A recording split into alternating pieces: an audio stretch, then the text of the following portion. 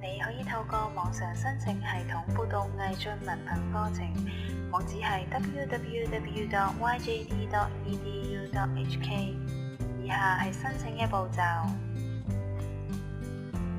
首先，請你按右上角嘅建立新帳戶。請你細閱有關嘅申請指引及須知，然後按下面橙色掣確認同意接受並遵守使用條款。請你輸入香港身份證號碼，然後按開始。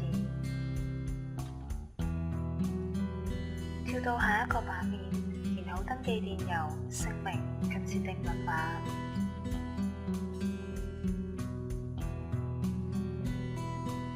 請注意，你嘅登記電郵地址必須係一個有效嘅電郵地址，而你嘅英文姓名亦都必須與身份證上面嘅相同。按確認之後，你嘅英文姓名同登記電郵地址將唔能夠再更改。如果圖中所顯示嘅字符唔能夠清楚辨認，你可以按更新驗證碼去更新字符。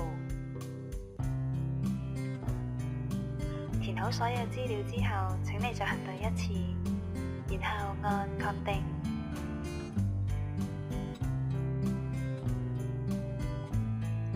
成功確定之後，我哋嘅系統會傳送新帳戶確認電郵到你嘅郵箱。請你按照確認電郵嘅指示啟動你嘅帳戶。申請系統會要求你輸入密碼。只要你正確輸入密碼，就完成整個啟動程序。